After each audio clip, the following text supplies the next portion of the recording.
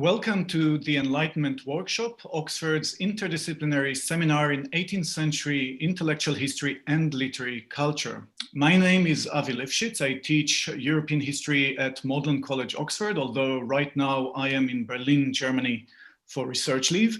I convened the seminar with my colleague Nicholas Kronk, director of the Voltaire Foundation at Oxford. I hope you can see him on the screen. Nicholas will chair some of the next sessions of the Enlightenment Workshop.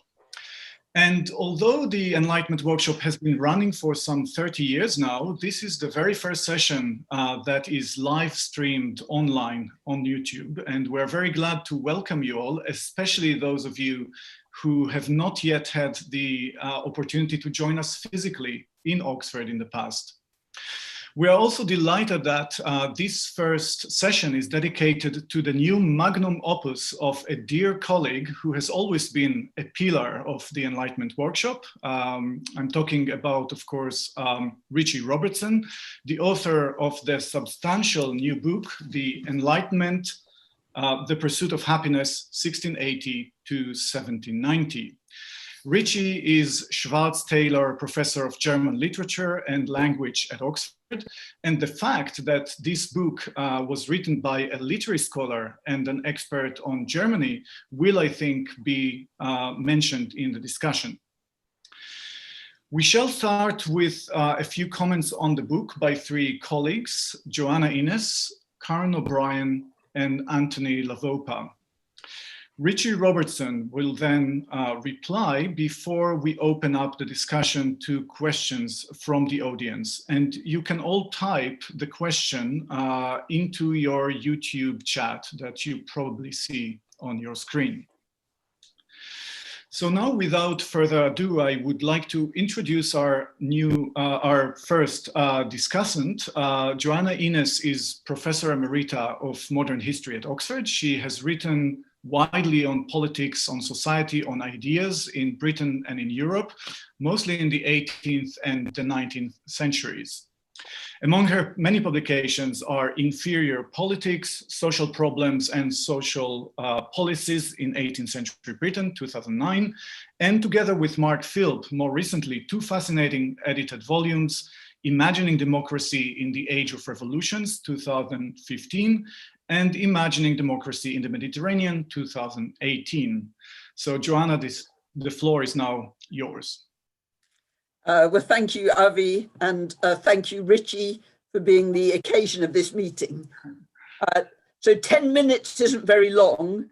I plan first to characterize the book, then to identify what I see as its strengths and weaknesses, and finally to comment on a few topics on which I have views arising from my own research. I think one might call Richie Robertson's book a reader's guide to the Enlightenment. A significant part of the book consists of brief 2 to 4 page outlines of specific books. And tellingly, all the illustrations show the title pages of books. But of course, there's more to the book than that, lots of context or accounts which these detailed descriptions illustrate. But these book summaries are important and distinguishing features of this book. Richie's primary object, emphasized especially in the conclusion, seems to be to challenge overly schematic notions of an Enlightenment project, instead to give the reader a feel for the texture of the thought of the time, to emphasize its diversity, its creativity, and its intellectual seriousness. It follows that this is almost entirely a book about ideas. We hear a little bit about the infrastructure of intellectual life, about universities, academies, salons, and periodicals. There's a chapter inspired by Venturi, he tells us, on what governments did, a discussion of supposedly enlightened rulers, and a brief account of some features of the American and French revolutions. But these are not the book's main concern.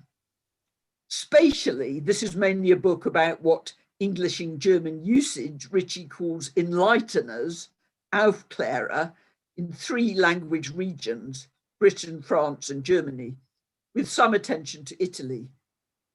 Given the book's method, this may have something to do with Richie's language range. We only occasionally hear about characters from the Netherlands, and Spain seems almost entirely absent. Other European places, Greece, Russia, Dalmatia, Finland, make cameo appearances, but we don't similarly hear from their thinkers. And we hear about a wider world, China, Tahiti, the Caribbean, only in terms of how Europeans thought about these places. The book is strongly thematic. After an introduction, each of the remaining 13 chapters focus on something that people thought about. Depending on how Ritchie wants to frame that topic, he may go back in time to the early 17th century for the scientific revolution, or to the Reformation or humanism. He much more rarely goes forward in time, and then not usually very programmatically, more a case of giving us a glimpse of how some line of thought might carry forward. Quite often, accounts end, appropriately enough, I think, with Kant dissenting from some train of thought. The subtitle, The Pursuit of Happiness, gives us his overarching view of what this was all about.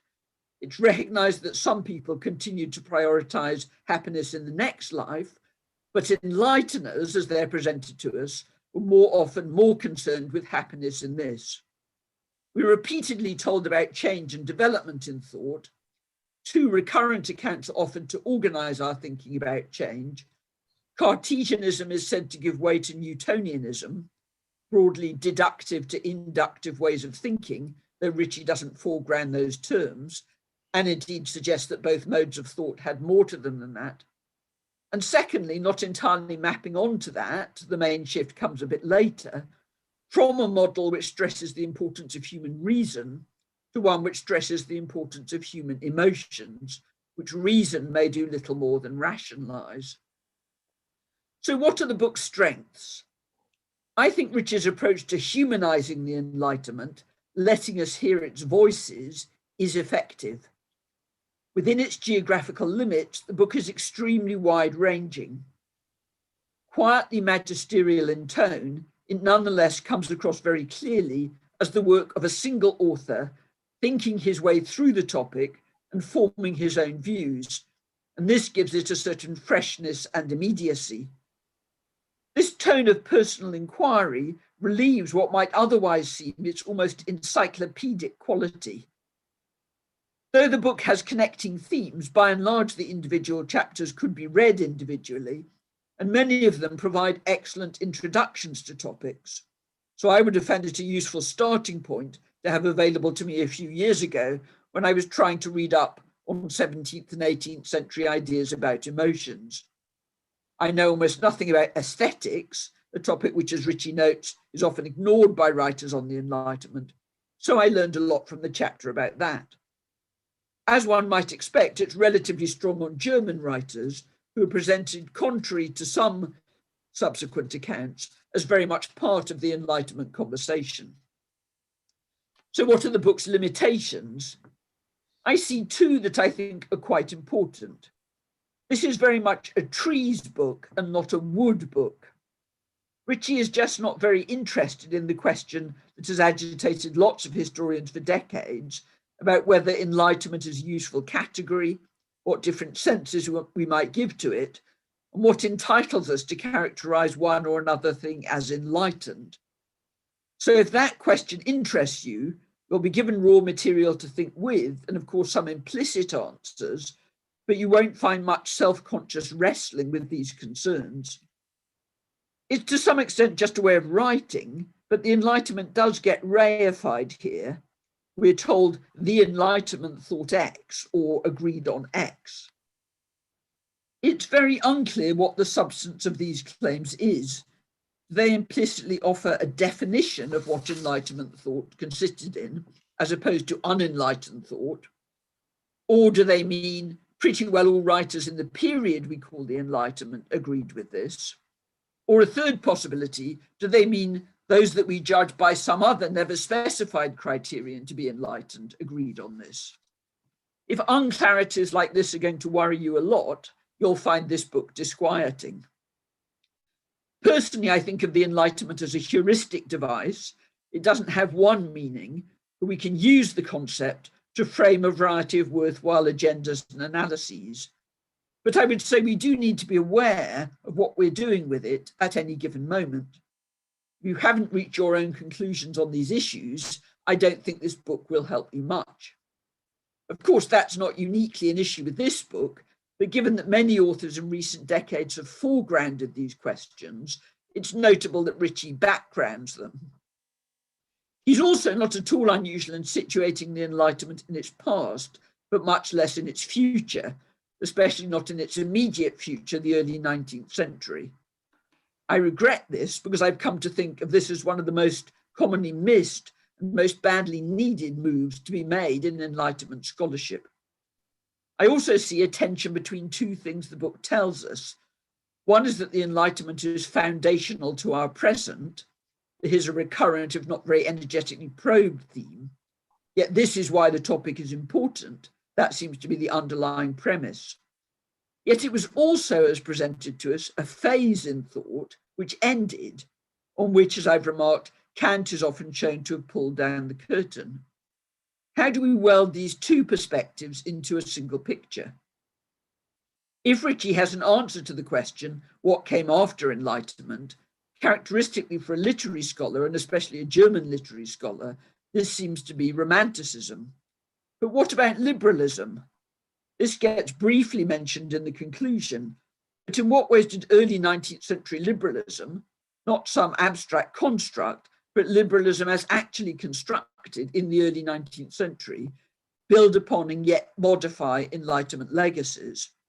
Well, I'm asking the book to answer questions Ritchie isn't trying to answer, but I regret that he's in the mainstream in not doing a bit more with them. So on some more particular themes, and not so much in criticism of the book, as just to try to give the audience alternative perspectives to bring to it, I'd like to finish with three alternative views I'd want to offer in relation to parts of the book that are closest to my own research terrain. These have to do with similarities and differences between British and European states, the concept of happiness, about which I think Karen will say more, and the book's characterization of the French Revolution. In Ritchie's account in the Venturi-inspired chapter, chapter 8, Britain didn't have much of a state by European standards, though it had a vigorous civil society. My esteemed, sadly deceased former colleague Paul Langford would have agreed with him. I don't really agree. I think the British state was not like the French or the Prussian state in terms of the structure through which it operated domestically, but it was nonetheless quite a strong state, as its relative efficacy in bringing criminals to justice, and still more notably, the huge sums it raised and dispensed for the support of the poor suggest. I think it's interesting that whereas we often in this period find commentators, British and foreign, talking about the distinctiveness of Britain's central institutions, no one to my knowledge had a very fleshed out view what might be distinctive about the institutions which government was exercised in the localities, what contemporaries called inferior levels of government. The idea that Britain had a distinctive tradition of local self-government was a mid-19th century invention. It became part of a new liberal ideal of governance. We should be wary of reading 18th century arrangements backwards through that lens. So happiness, here's my 2 pence worth. I think there's more to say about varying and changing conceptions of happiness. The reader might be tempted to suppose something Ritchie doesn't explicitly claim, which is that the happiness the Enlightenment pursued in this period was an emotional state. Well, sometimes it was indeed a rich emotional state, and sometimes it wasn't. Sometimes it meant something like welfare with relatively thin emotional content. Ritchie begins to target divisions over this at the end of his discussion of punishment, but doesn't take it further when, given the headline status he gives the concept, perhaps he should have done. The French Revolution. Implicitly, Ritchie treats the terror as the truth and meaning of the French Revolution. That's the way many Brits saw it at the time and for long after. But I think that's a partisan view.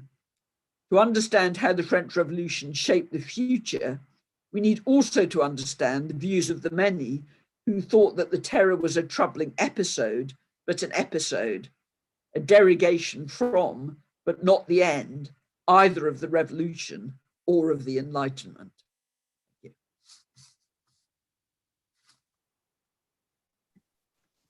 Thank you very much, Joanna. And I will now briefly introduce our next discussant, Karen O'Brien, who is head of the Humanities Division and Professor of English Literature at Oxford. Among her publications are Narratives of Enlightenment, Cosmopolitan History from Voltaire to Gibbon, 1997, and Women and Enlightenment in 18th Century Britain, 2009. Karen has also co-edited a second volume of the Oxford History of the Novel in 2014, and more recently, the Cambridge Companion to Gibbon, 2018, with another Oxford colleague, Brian Young. Karen, please. Thank you very much, and thank you for inviting me to join this wonderful event, and thank you, Richie, for your enormously enlightening and capacious book. And I think where I'm going to start is where Joanna left off, so taking it for granted that this is not a book that profoundly addresses itself to whether there was an enlightenment, and if so, what we should call it. And I have to say, I rather welcome the reprieve from those methodological discussions and the diving in that this book represents. It does instantiate a very broad conception of the Enlightenment, not so much as a set of social practices, but as an intellectual movement, and as Ritchie describes it, a sea change in sensibility, which is why I think he makes such extensive and really groundbreaking use of literary sources alongside an enormous range of other sources, which he demonstrates that he has mastered effortlessly, and why, without too much self-interrogation, he takes a pan-European and transnational view of the Enlightenment. This is also somewhat of an enlightenment from above, an enlightenment that advocates change from above and sometimes engages and is delivered by enlighteners who are concerned with what change they may deliver from a position of authority. But the central claim of the book is that the notion of happiness, Glück, Felicita, Bonheur, gave the Enlightenment its intellectual coherence. And taking my departure from Joanna's remarks, I would like to test and explore this assumption that happiness can be a really meaningful organizational frame for the Enlightenment, not an unfamiliar one, but one that I think Ritchie's book represents in a really interesting new way. And one at the end of the book that where Ritchie ends becomes the kind of organizing principle of the American and French revolutions, which are a big part of this story. And these revolutions are depicted as advocating happiness as the goal of society and government. Ritchie's book is concerned with happiness not, I think, just as an emotional state and a subjective state, but as he says, with happiness, with the preconditions for personal happiness, including domestic affection, material sufficiency, and a suitable degree of freedom. But it's also, and I think more importantly, concerned with the way in which the Enlightenment thought about happiness in aggregate. That idea of the aggregation of happiness, social, individual, is one of the great innovations of Enlightenment thinking. So Ritchie asks continually, how in the Enlightenment does public happiness relate to private happiness? And how among some thinkers does the notion of happiness become normative? He cites the Swiss writer Burle-Marquis as saying that we have a right to pursue happiness and a right to happiness. Now, the notion that happiness is at the foundation of the Enlightenment is not new. Roy Porter, in his study of the Enlightenment, said that the great question of the Enlightenment was not how can I be saved, but how can I be happy? And latterly, Darren McMahon has written a number of really interesting books and articles on the subject of happiness from the ancient world through the Enlightenment period and beyond, positioning the Enlightenment as a really transformational moment in the understanding of happiness. And of course, the notion of happiness has deep roots in ancient philosophical debate about the relationship between doing well and living well, a debate much elaborated in the 17th and 18th centuries, starting with, and this is one of Arvy's edited books, a revival of interest in Epicureanism in the late 17th century, and much complicated in the context of the analysis of commercial society by a renewed new need to demonstrate that living morally or well and being happy amid all these new comforts and products were in fact connected, because for the Enlightenment it's no longer so self-evident that they are connected and that there therefore is an urgent need to do so. And then following Mandeville, and in moral philosophy in particular, the concept of the relationship between doing well and living well is hugely elaborated in agent-centered philosophy concerned with our cognitive capacities for sympathy, the relationship between self-love and social ties, the gendered nature of virtue, and the relationship of virtue to rationality. Following on from Roy Porter, though, I think it's important that in Ritchie's book, this is not merely a pagan debate or a secularizing debate. And Ritchie demonstrates how much this debate about happiness and our entitlement to happiness and how happiness works in aggregate was part of a process within religion itself, and not only the Christian religion as well. So there are some important thoughts there in Ritchie's book about that aspect of happiness. Most interestingly, as Ritchie constantly explains, the focus on happiness as something that gave the Enlightenment its intellectual coherence makes sense only if we understand this in symbiotic relationship with the other major textual developments of the period in literary writing. And Ritchie's book is, as you would expect from a great literary scholar, extraordinarily rich in references to literary writers from Goethe, Lessing and Schiller to Diderot, Rousseau and Richardson. No study since Lynn Hunt's groundbreaking Inventing Human Rights has pulled off such a terrific synthesis of imaginative literature enlightenment in ways that make the two work meaningfully and symbiotically together through the period of the late 17th to 18th centuries. And I think it's because for here, in the literary stories of pursuits of individual happiness, recognizably in this period grounded in shared and particularized social worlds in narrative, happiness becomes something that people imaginatively allow to others. They acknowledge happiness as an entitlement in others and recognize happiness not as a static state, not as the happy valley of Samuel Johnson's Rasselas, soon rejected by Rasselas himself, but as a process. Moreover, in the many works that demonstrate that virtue will be rewarded with happiness, it is not so much that virtue brings its own inner felicity, rather that the resilient, virtue-asserting character or couple seek to reconfigure the familial and social conditions around them such that happiness adapts to the requirements of virtue. This parallel evolution of literature, especially narrative fiction and Enlightenment, notwithstanding huge differences of preoccupation and outlook, give us, in Ritchie's book, a new typology of Enlightenment happiness, or at least I'm asserting, and Ritchie may disagree with me, that I think implicit in the whole book, there is a new typology of happiness. And borrowing from the political the historians of political thought, I'm going to call this negative happiness and positive happiness. Negative happiness, like the state of nature in some contract theories, relates to the default condition of all human beings to enjoy their human bodies and follow their inclinations free from coercion, free from irrational fears and cruelty. So the default condition is that we may be negatively happy, according to so many Enlightenment thinkers, the overwhelming majority of Enlightenment thinkers. We may be free from torture, we may be free from forced labor, we may be free from slavery, sexual abuse, superstition, economic regulation, mercantilism, that means in some quarters, monopoly in others, a sense of sin in our own desires, religious intolerance, and warfare. And literature in this period gives sympathetic breadth to understand what this freedom from, this happiness, this negative happiness may mean for a far wider group of people than had ever been previously imagined. A group that includes women, servants, ordinary people, poor people, in some cases, but clearly never enough, slaves themselves.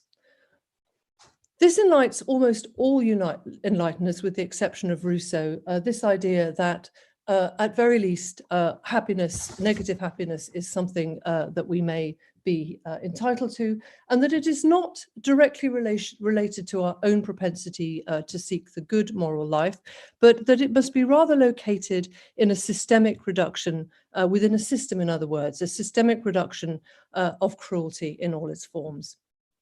Within Ritchie's book, I think there's also a profound exploration of the ways in which the Enlightenment repositioned notions of positive happiness, the many forms of self-actualization that we all have that enable people, and some people at least in this period, to take advantages of opportunities for mobility, for upward social self-improvement, and for the dynamic worlds of the 18th centuries in Europe and America. And clearly those opportunities were very far from being available to all.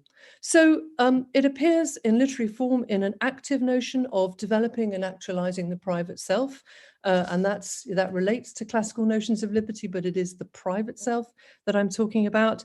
And it can also be seen in aesthetics, as Jo mentioned, in an increasing focus, not so much on the aesthetic object itself, but on the pleasure and even morally improving happiness that comes from the consumption of aesthetic works. But above all, as I said earlier, positive happiness is conceived through a lens of aggregation. To quote Adam Smith, who was thinking of many things, but I think also including the Bengal famine, which he so actively deplored, no society can be flourishing and happy of which the far greater part of the members are poor and miserable. Happiness must be aggregate happiness. The individual happiness must be benchmarked against the aggregate happiness of the society in which he or she lives. And for Ritchie, I think this is why he is so warm and positive about the great number of practical, pragmatic enlighteners in this period who actively sought to promote that aggregate happiness in their own realms. He is very warm on the subject of Turgot and his administrative reforms. He tells the fascinating story, which I truly didn't know, of the Swedish reformer Anders Chydenius, forgive me if I've mispronounced that, who tried and failed to do something about the condition of quasi-serfdom in 18th century Sweden. And he's very enthusiastic about Leopold, Grand Duke of Tuscany, who made or tried to make a considerable difference in his own domain before becoming Habsburg Emperor. He's also clearly and more conventionally very interested in those who sought to promote a science of social happiness through political economy in Galliani, Genovese, Smith, those concerned with how societies may generate a net surplus in their economies and how they position that net surplus as a net surplus in human happiness and aggregate happiness. And he's also interested, perhaps to a lesser extent, in those thinkers who are interested in the ways in political stability achieved through a reduction in militarism and through representative institutions promote the greater happiness of their society. And we think of Gibbon's famous quotation about the age of the Antonines before the decline and fall of the Roman Empire really took hold. I had to quote this, didn't I? Which for Gibbon was perhaps the happiest period in the history of the human race. Small wonder then that in Ritchie's book, Utility and Ethics, and the utilitarian turn is never very far over the horizon. Why, for Ritchie, in terms of thinking about how society might be reshaped through Enlightenment practices and ideas, Montesquieu may be less important in his scheme of interpretation than Beccaria and his legal reforms and his notion that legislation is the art of guiding men to their greatest happiness. Small wonder that his enlightenment blends into the world of Herder and the Herder's concept of humanitate, or that when he's talking about Goethe's concept of tolerance, he points out that for Goethe, tolerance is not a form of negative happiness only, but also a form of positive happiness. Goethe says that tolerance of other people's religious beliefs must not merely be a concession to others, but an active acknowledgement and respect for their forms of belief. So that for me is a very interesting interface. Bentham is a little way over the horizon. He's often mentioned, but Kant becomes, in Ritchie's Enlightenment, a deeply problematic figure. And it's very interesting. I think, Jo, you picked up on this because towards the end of the book, we hear Kant disparaging the happiness of the people of Tahiti as somehow outside of history and not worthy of consideration as full happiness. The Kant who emphasizes the duty of self-mastery above the duty to promote the happiness of others for the legislator. And I'd be interested to know from Ritchie where one is accustomed to thinking of Kant as a certain kind of high watermark of enlightenment, where, reposing Jo's question, where this leads us in the 19th century. What are the components of enlightenment that we should look to in terms of continuity in the 19th century? What changed? How did we get, in Ritchie's words, to a more Victorianized world of duties and constraint rather than a duty to promote one's own happiness, to promote the happiness of others, and to consider aggregate happiness as the most important thing a political economist, a legislator, and an enlightener can deliver. Thank you. Thank you very much, Karen. And we now move on to the final discussant before we turn to the author of the book. And the final discussant is Tony La Vopa. Tony is Professor Emeritus of History at the State University of North Carolina. And indeed, he kindly joins us today from across the Atlantic. He is in Raleigh, North Carolina, I believe. Tony has published widely, especially on the German Enlightenment, including a major biography of the philosopher Fichte in 2001. More recently, Tony wrote a cross-European account of gendered ideas of intellectual work entitled The Labor of the Mind, Intellect and Gender in Enlightenment Cultures, 2015. Tony, please. Thank you, Avi. Can you all hear me? Yeah, okay. So I think I should begin by noting something about the timing of this book. Just over 50 years ago, Peter Gay published his 2-volume history of the Enlightenment, 1969. And I think we should think about all the water that's gone under the bridge since then, in the period from 69 to the period when Ritchie was writing his book. I'll come back to that, but it's a way of putting the book in perspective in terms of its originality. The book is, to me, an empirical triumph. Ritchie has been remarkably successful in encompassing much of this material since 69. And that in itself makes his book quite original. On the level of theory, it's very interesting because one could read this book as old-fashioned and perhaps even contrarian. Just think of what's not there. Habermas is there, but he takes a beating. My favorite part of the beating is when Ritchie says that Habermas takes the Enlightenment too seriously. Foucault, there's only one mention of one of his books. He doesn't really figure largely in the book at all. Adorno and Horkheimer are pretty well dismissed as writing not about the Enlightenment, but about modernity. Their book is not a book on the Enlightenment at all. Postmodernism, whether one thinks of it in terms of post-structuralism or any of a number of other things, deconstructionism, is simply missing from the book. Ritchie doesn't see any need to bother with it. And perhaps most striking from an historiographical point of view, Ritchie has rejected all of the constructivist research on the scientific revolution that began with Kuhn and has worked through a number of other people, including Chapin. This is quite remarkable, contrarian, I think, perhaps to some extent, but it also clears the way for him to combine his empirical thoroughness with a kind of theoretical structure of his own. Before getting to it, though, I want to mention two things that I think we all would agree on. One is that Ritchie is a master at biographical contextualization. He does it efficiently and with great effect. And then more important to me is that what I will call the dialogical comparison of texts in disagreement.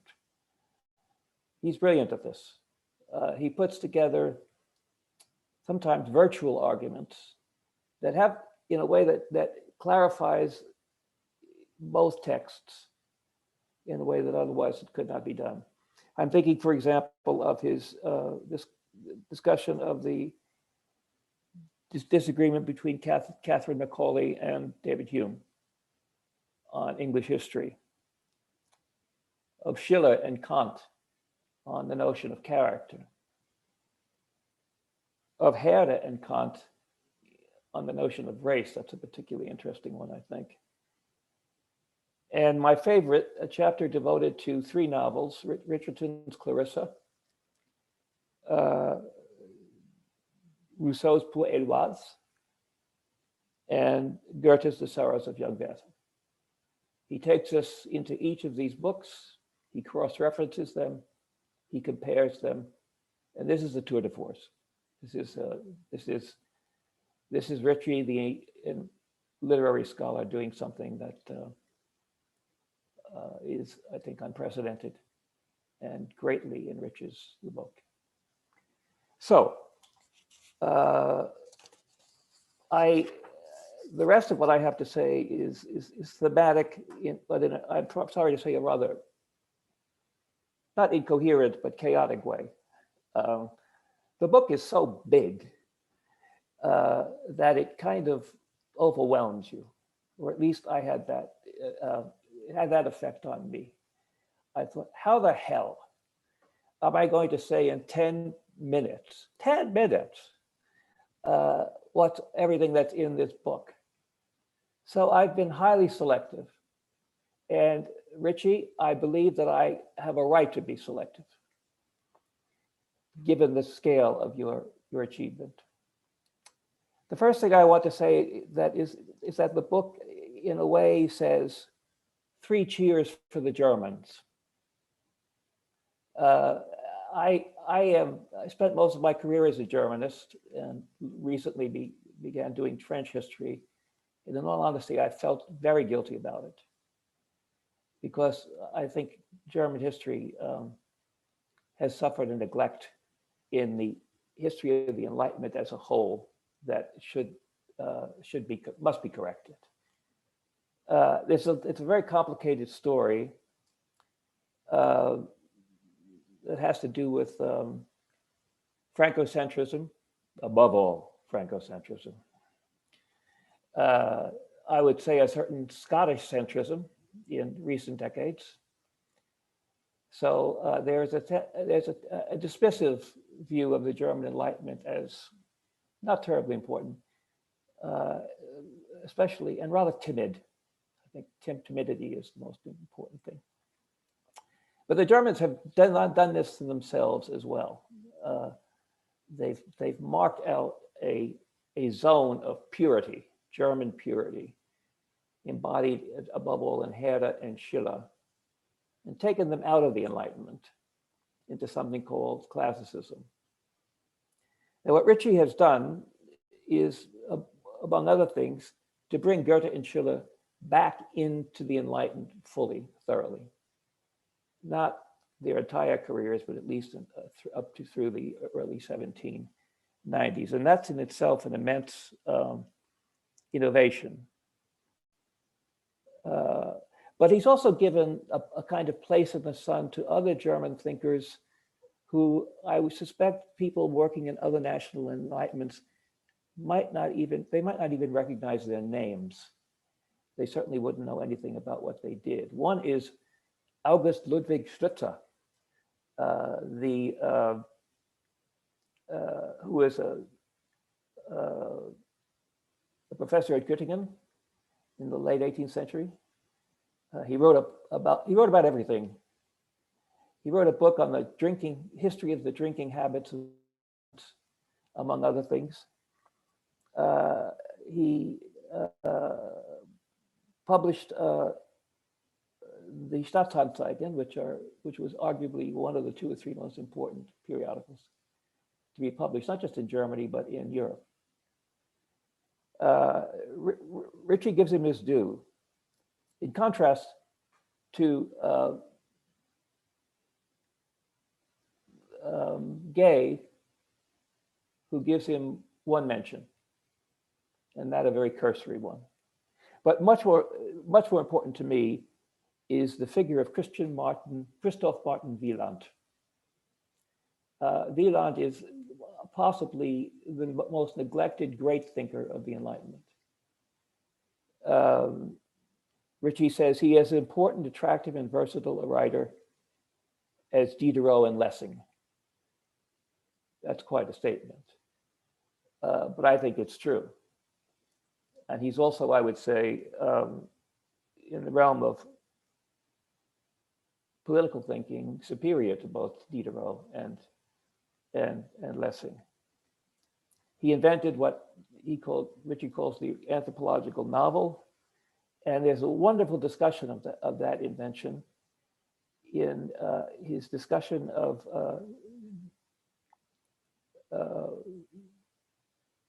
Wieland's novel, The Story of Agathon, which I highly recommend. It's a tour de force. So, second theme, reason and emotion. This is a big one.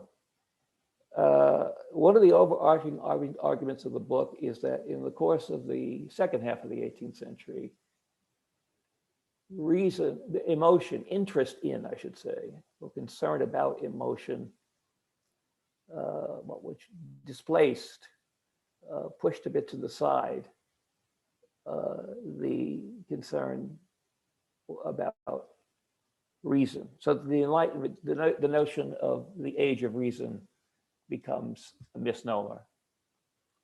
This is not an original point of view. I think Ritchie would agree. This is the summation of a wide range of scholarship over the last several decades. What Ritchie does is not just to state it, but to demonstrate it. The age of reason, the age of emotion, in the form of sentimentalism, sensibility, and so on. And he does that above all by taking us into literary texts in a way that we can see how emotion is, the issue of emotion is informing them and even and saturating them. I think I would have stated the case a little more strongly, even than Ritchie. I think that in the second half of the 18th century, emotion in the form of sentiment, sensibility, sympathy, not only becomes the dominant theme of the Enlightenment, the people's perception of the difference between reason and emotion and their sense that they have to make a choice between them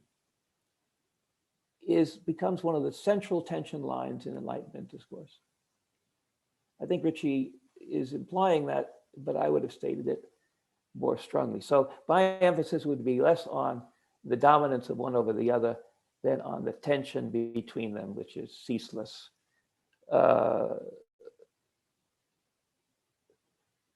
In order to understand this, well, I'll skip that. I'm running out of time. The other thing that Ritchie had that Gay did not have was several decades of scholarship on religious enlightenments. It just wasn't there in 1969. But in the last couple of decades, that's been a huge development in Enlightenment scholarship. And Ritchie conveys it very well. I was thinking about this yesterday. At the beginning of my career, I was very taken with Meyer Abrams' natural supernaturalism. And it really did inform much of my scholarship. And so when the story of the religious enlightenments, when the religious enlightenments became a subject, I thought, oh, well, that's just, a continuation of Abrams' book. It's not. Abrams defined secularization as the reformulation of our religious ideas now placed on secular premises. That is not what the religious enlightenments are about, as people like David Sorkin and others have shown very, very well. It's not refounding them on religious premises, on secular premises. It's holding fast to certain religious premises and then trying to purify Christianity by ridding it of superstition. There is tenacious belief in the divinity of Christ, in redemption, and so on. The basic teachings of Christianity. Am I out of time? Okay. So I will, I think I'll just say that Ritchie here takes on Mokseba and his notion of the disenchantment of the world. And I agree with it. Ritchie is right to say, I think, that the term secularization or disenchantment doesn't do justice to what's happened in the modern world. I would take it a step further by saying that he's made too sharp a distinction between what he calls intellectual religion and personal experience, religion as private experience. I think there's a missing zone there. And that zone is the zone of ideas that are theological, but at the same time are part of the normative equipment with which people go through life. I'm thinking about the idea of labor or the calling, the idea of providence, the idea of marriage, any of a number of other things that give meaning to people's life, but are not as disconnected from theological thinking as he seems to want to make them. They're somewhere between Bourdieu's notion of a habitus and what we would call conventional intellectual history. Am I out of time? Done. Okay, thank you. Thank you very much, Tony. I think we can continue the conversation in the Q&A session, especially if the issue of theology and disenchantment of the world comes up again. But thank you very much for this overview of Ritchie's book. We would also like to remind the audience that you can now start sending in your questions if you like. You can also wait until Ritchie's comments. And you do that by typing them into the YouTube chat channel that you should have on your screen. We now finally have the opportunity to hear from the author himself. Richie Robertson has been teaching at Oxford for more than 30 years now. And to say that the range of Ritchie's scholarship is impressive would be an understatement, because Ritchie has published books on Kafka, Heine, Goethe, the early modern mock epic, and Thomas Mann, among very many other topics. But the Enlightenment has always been of profound interest to him. Ritchie edited early in his career co-edited a volume on the Austrian Enlightenment, and more recently a volume on Lessing and the German Enlightenment. And many of his other works start in the 18th century, for example, his famous book on the Jewish question in German literature. Ritchie, the floor is now yours, please. Thank you very much. Have I successfully unmuted myself? Can you hear me? Yes, good. Well, first of all, thank you very much to the speakers for their generous and also searching and instructive remarks. And I ought to say that it would be very ungrateful of me not to mention how much the book owes to my editor at Penguin, Stuart Profit. Stuart somehow discerned that I had a book inside me waiting to get out. He was quite right.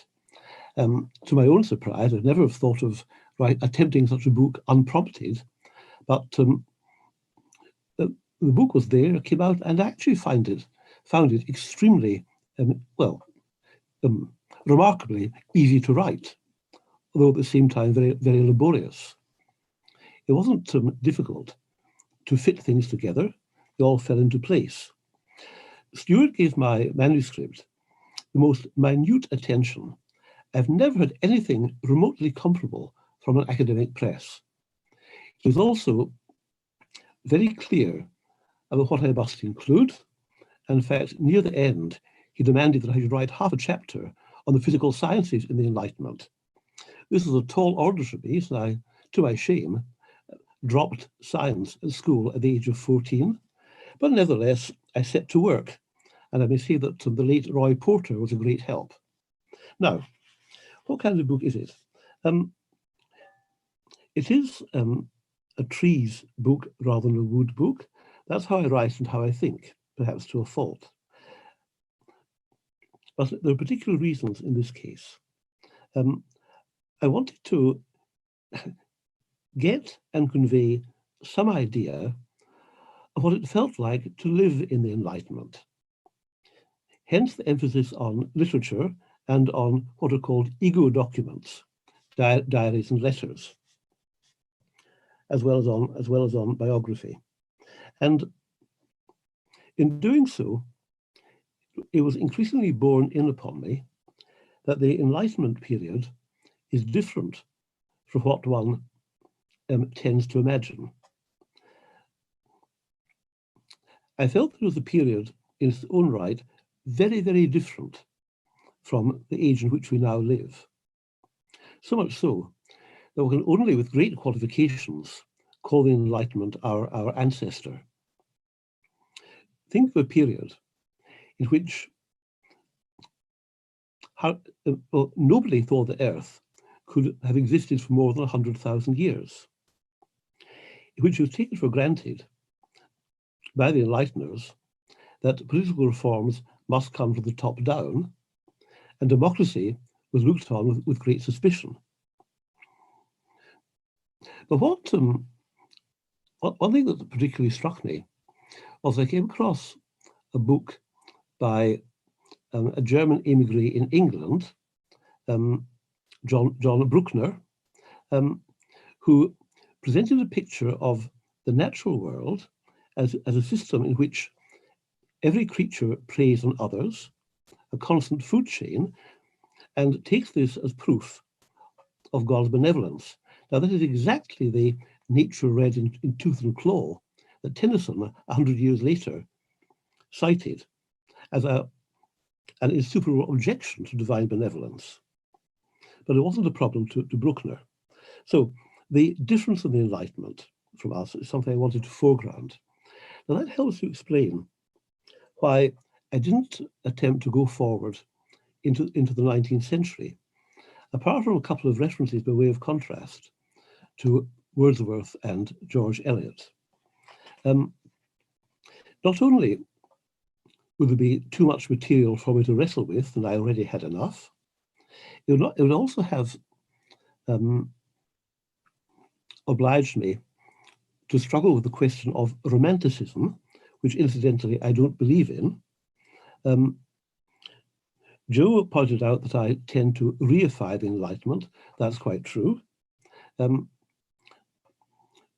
work with the concept, you have to take it as something, for the time being, firm and solid. You can't work with a concept that constantly liquefies in your hands. Romanticism, I'm very much more skeptical about. I think that's a later invention. I don't believe there's such a thing except in Germany. But that is perhaps for another book. But going forward also would have implied a narrative of continuity from the Enlightenment to the present. Well, of course, there is such continuity.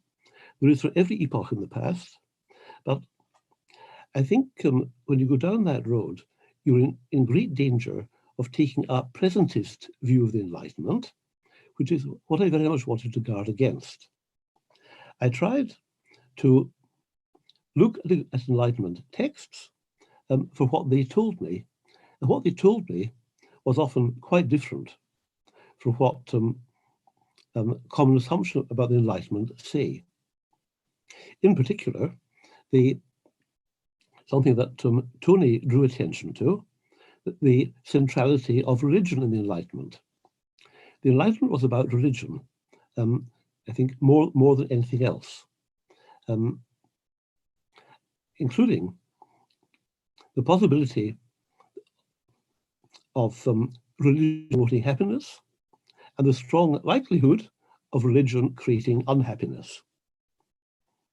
I handled the concept of secularization very much with kid gloves. I don't think it fits very well. This attempt to get close to the Enlightenment. Now, I'm fully aware of the difficulties of getting close to the past. But nevertheless, I think that in certain ways it can be done. This helps to explain the number of things that I leave out. As Tony rightly pointed out, there is no postmodernism. There's only one mention of Foucault. There's a bit about Habermas. In fact, I had quite a lot about Habermas, arguing with him and maintaining that the English translation has led to his being misunderstood. But my editor made me cut that out as of too academic interest. I also avoid the word, I announced this in the preface, I avoid the words Eurocentrism, Orientalism, and also modernity. Why? First of all, I don't want to engage in long arguments with a large number of well-known names. Second, the use of these terms always carries with it a large amount of baggage, a large number of ready-made assumptions, which would be very laborious to contest. Rather than that, I bypass all these things and try to get back to the Enlightenment to some degree as it was, and I hope that I've succeeded. The statement by Ranke, the historian should tell the past wie es eigentlich gewesen, as it really was, is constantly misunderstood. Ranke didn't mean that you can get right up to the reality of the past. Of course you can't. It's always multiply mediated. What he meant was that the historian shouldn't use the past for preaching sermons or uttering moral and political doctrines relevant to the present. If you look him up in the original context, that's what he's saying. And that was part of my negative ambitions. Have I time to say anything else? Yes, okay.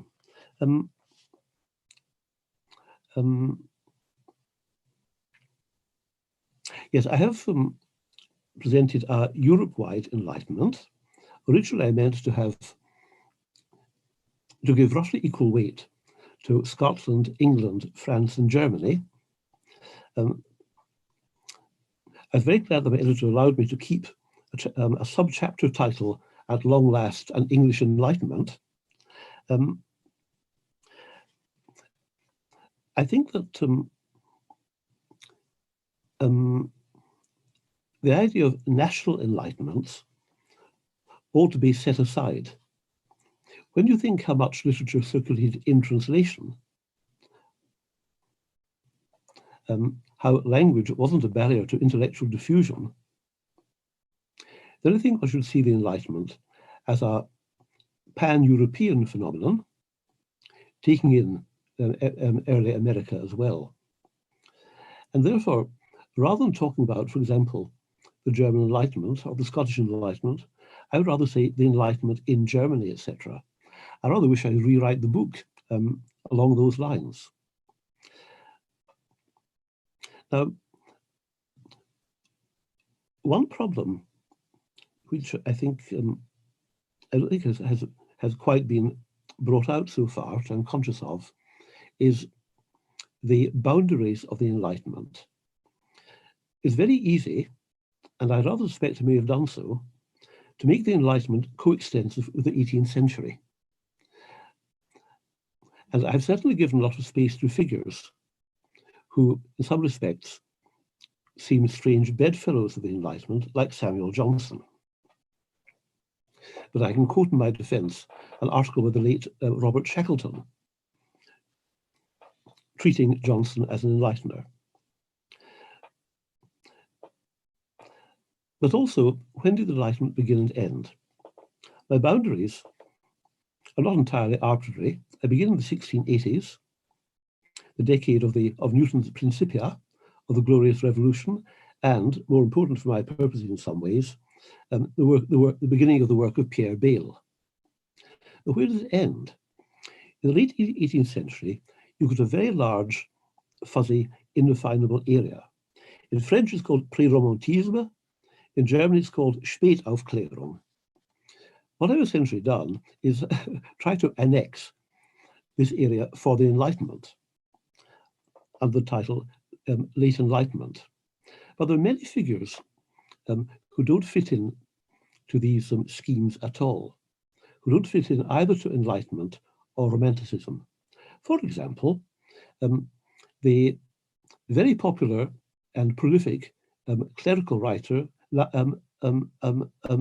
Johann Caspar Lavater, an unclassifiable figure. Or a recent book discusses Blake and Hamann as figures who don't fit into conventional schemes. And it makes very good arguments. So for me, the late 18th century is an area of fascination, an area that doesn't fit into a neat pattern, and one place where I'd like to do more work.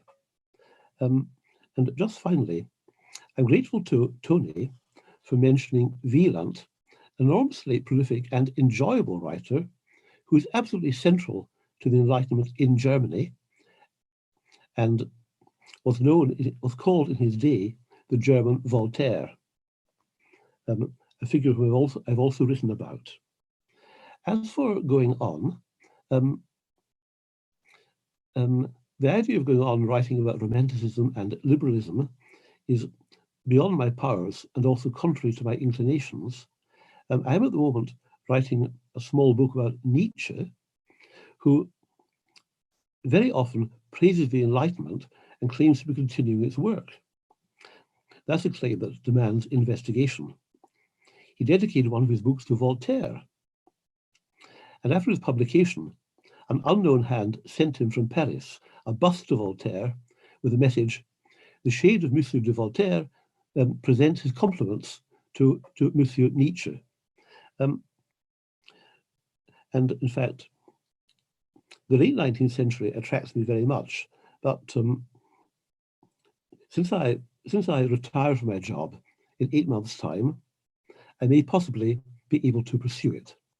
So once again, thanks to all the speakers, and I'm very happy now to respond to questions as best I can. And just I've got the chat function on, but I don't see any chat yet. Yeah, thank you very much, Richie. We now indeed welcome questions from members of the audience. We have received a few, but perhaps I should abuse the chair's privilege and raise an issue that has been in the news for quite some time, and that's the relationship between Enlightenment and racism, treatment of non-European cultures.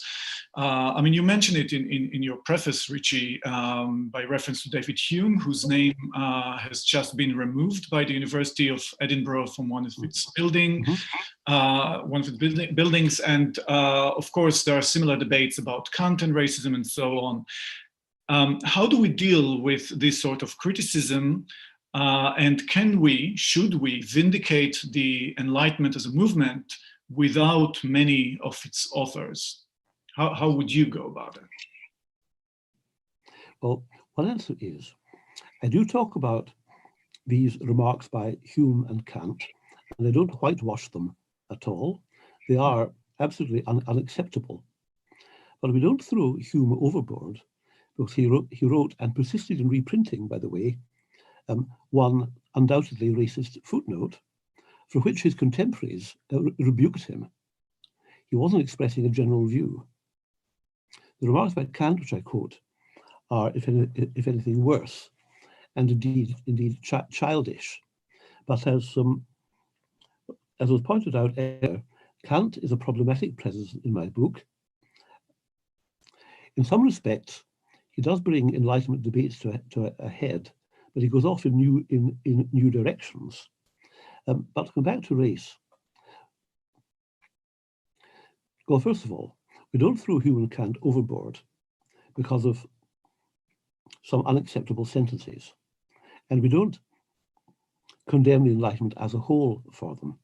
We have to look at what Enlightenment writers said, and we also have to look at the actual treatment of Africans, to take a salient example, in the Enlightenment.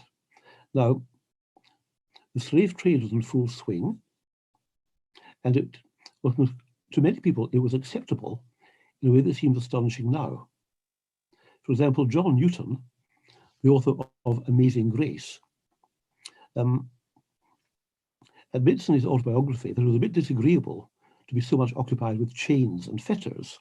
But the reason why he underwent a conversion was not that he was ashamed of being a slaver, but he was ashamed of drinking and debauchery. But those Africans who made it to Europe and freedom, in some cases, rose to heights. Everyone knows about the great-grandfather of Alexander Pushkin, an African who became an engineer. Not everyone knows about Wilhelm Amo, the black philosopher of Halle,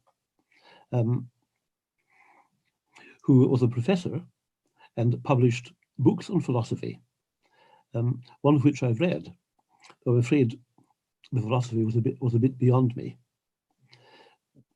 We don't know enough about Ignacio Sancho, another freed slave, who figured in London literary life in the late 18th century, corresponded with Lawrence Sterne, and had his portrait painted by Joshua Reynolds. And Olaudah Equiano, whose autobiography, called The Interesting Narrative, fully deserves its name, is not yet a household word. So we have to be differentiated. We have to look at the trees and not settle for a superficial and present-minded description of the wood. Let me leave it there. Yep. Okay, thank you, Richie. And we have two questions concerning geography. So one member of the audience asks, to what extent is your periodization, the period between 1680 to 1790, dependent on your geography? And another asks, would a different geography of the Enlightenment yield a different chronology, which, for instance, does not come to an end with the French Revolution?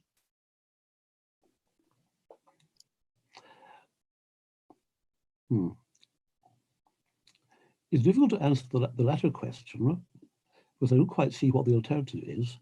But the second question,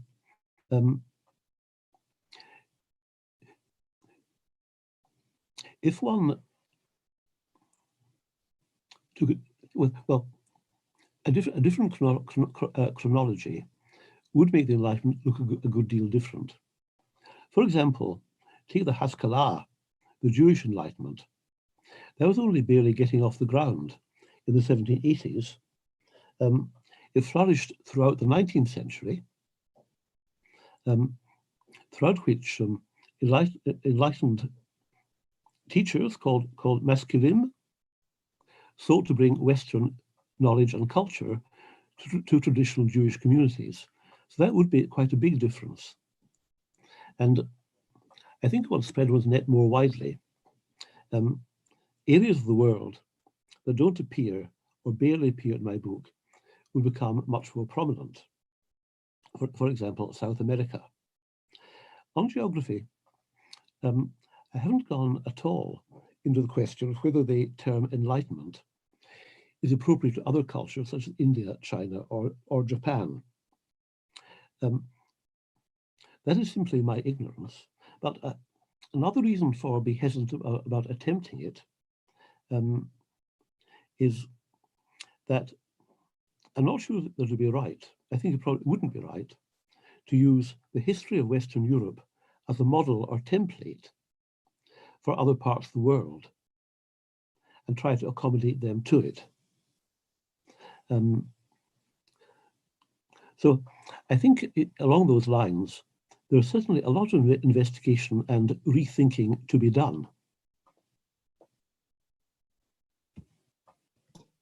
Okay, thank you. There are two questions about the topic of Karen's comment, happiness. And one member of the audience asks, if there is an Enlightenment right to happiness and its pursuit, is there also a moral obligation or a duty to provide it? An Enlightenment duty to be happy or to care for someone's happiness?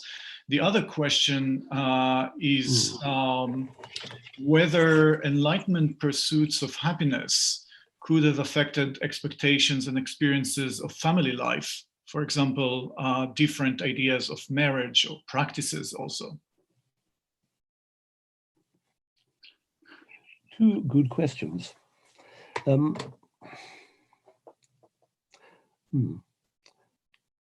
don't think that, I'm not aware that people talked about a duty to be happy. Rather, they felt that personal happiness, individual happiness, was a rather rare state, and you were lucky if you got it. I've often thought of the terrifying parenthesis in Hume for happiness is not to be dreamed of.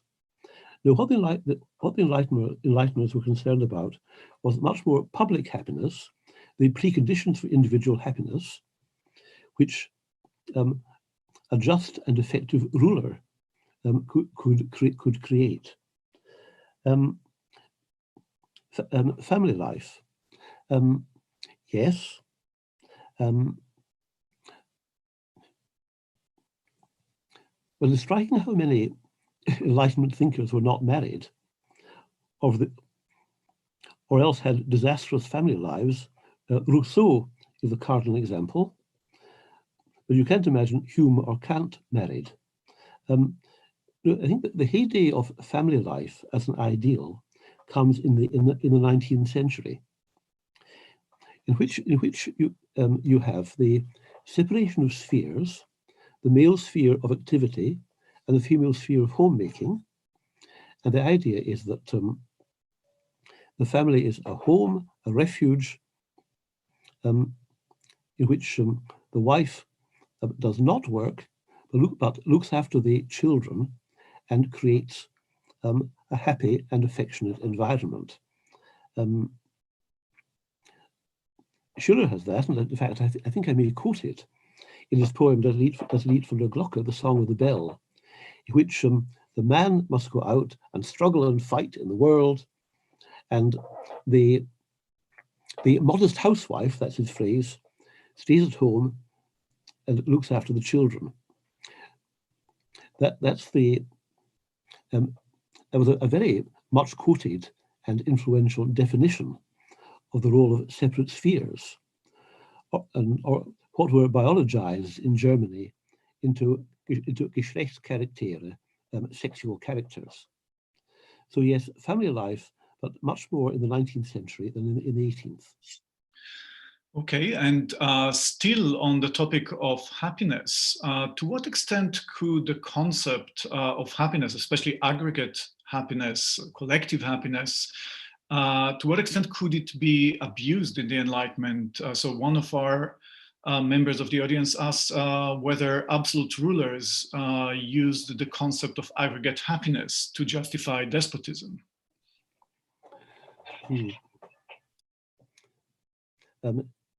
Yes, but they did. But despotism or absolutism was not tyranny, not absolute rule for its own sake, but a way of getting things done. I think we want to put aside a bit the negative connotations of despotism. A lot of Enlightenment thinkers saw despotism as something neutral. It could be used badly, and often was, but it could also be used well. It depended who was on the throne and what kind of purposes he, or in famous instances, she had. Tony, do you want to come in with a question or comment? Can you unmute, please, Tony?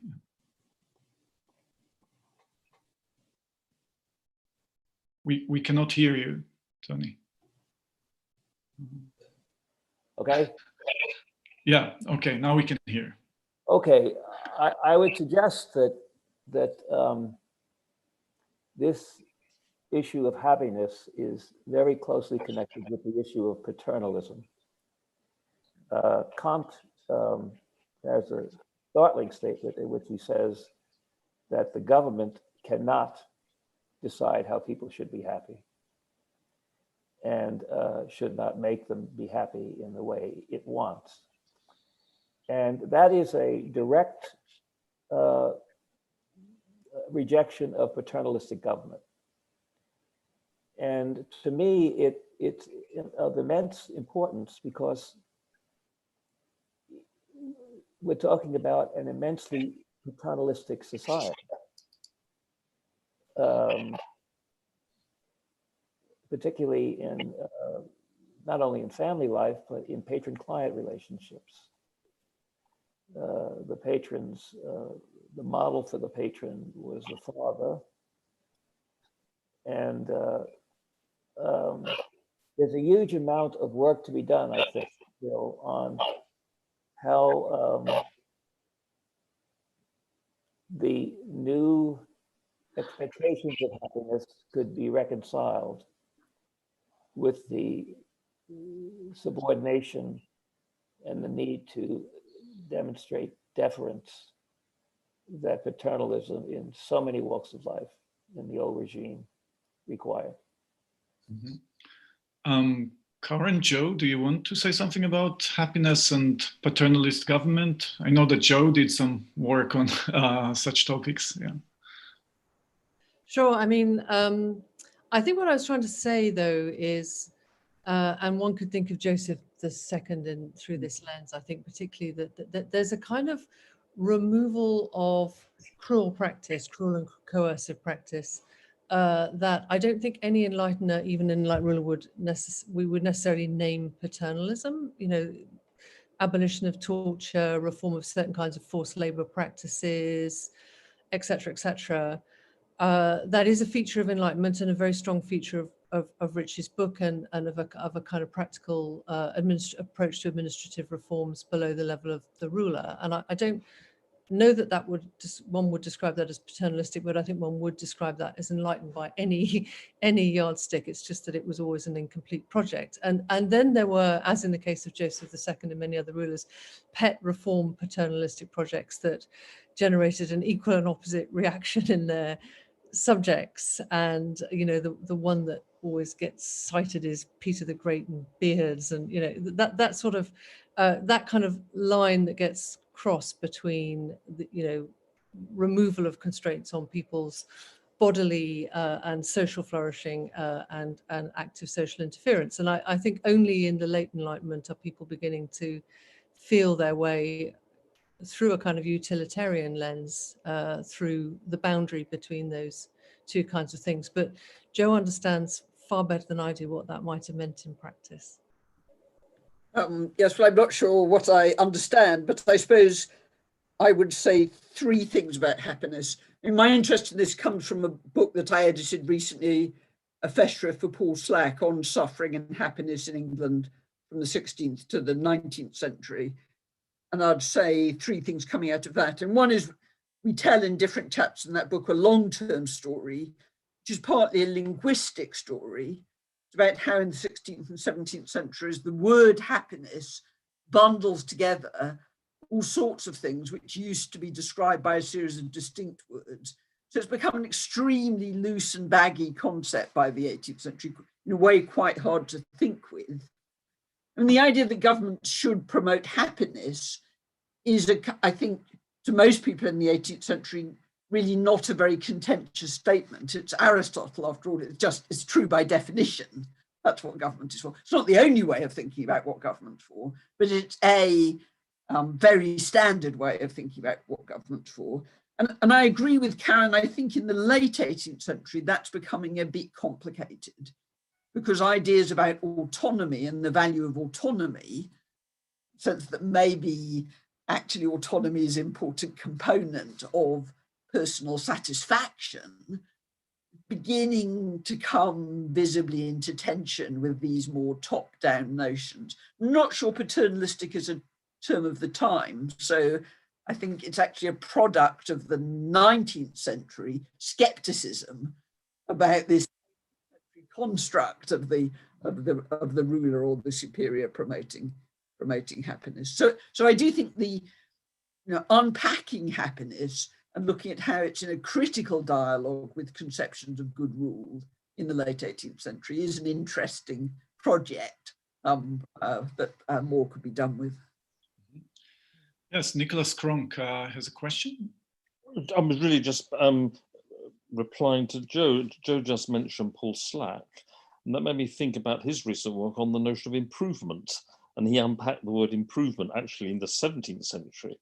But what he describes is actually quite like what you could call a sort of pre-Enlightenment. So in a sense, it's another example of sort of pragmatic happiness, really, isn't it? Another thread that comes into the 18th century. And Paul Slack actually talked about his book to our seminar a year or so back when we used to meet across the table. And he mentioned lots of sources when he talked about the English term improvement. And I went and looked at them afterwards, and these were sources that were read by, for example, French philosophes. So there's another thread there. So there's a pragmatic, social, utilitarian sort of happiness that comes out of what Paul calls improvement, I think. Mm-hmm. May I come back in for a moment? Yeah, Richie. Yeah. Harking back to Tony, Kant is very important here, which he does denounce the concept of paternalism. I forget what exact word he uses, and paternalism certainly did exist in the 18th century, where in Germany the ruler of each of the 300 or so principalities was the Landesvater, and the father of the country, and the populace was supposed to be in a state of childlike obedience. That's what Kant has in mind when he makes that sharp comment, and what one does sympathize. May I also say that I very much wish that I had thought of the concept of negative and positive happiness, which Karen coined, modeled on Isaiah Berlin. And if I return to the subject, I will certainly borrow it. Okay, well, if this discussion could help in some ways, there is a very interesting question here about the self-identification of the Enlightener, the Aufklärer, as engaged in a project of enlightenment, especially in Germany, of course. The Kant's Was ist Aufklärung, Moses Mendelssohn's very similar essay. So did this self-identification of authors as Enlightenment authors differentiate them or solidify the Enlightenment in a way that distinguished it from Romanticism?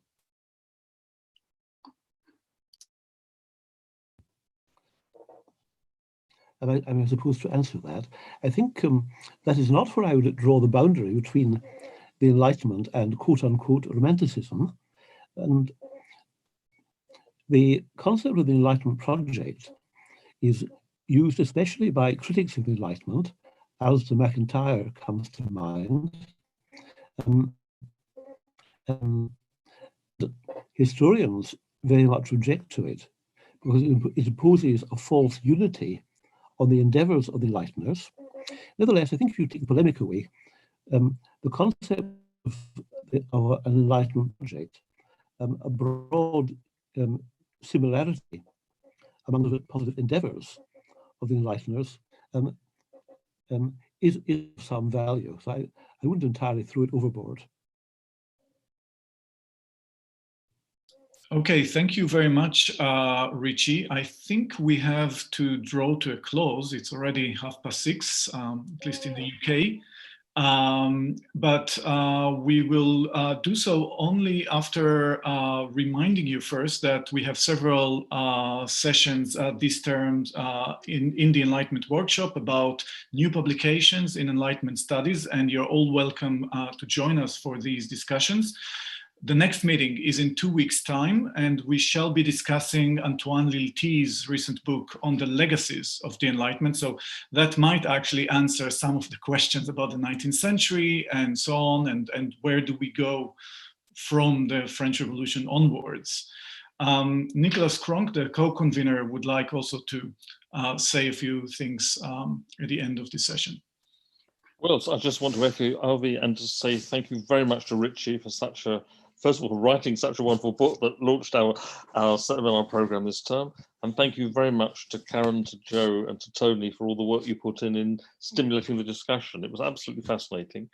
And thank you. Happy New Year, everyone. It's not too late to say that, at least in France. And we look forward to seeing you in a fortnight's time. We gather from Torch that we have a record number of people attending, so that's already very exciting. So also we should finish off saying thank you to Torch for helping make today's session possible, and we'll see you in a fortnight. So thank you. Yeah, thank you very much, and again, thanks a lot to our discussants, Tony La Vopa, Joe Innes, Karen O'Brien, and most of all to Richie Robertson. Thank you. Good evening.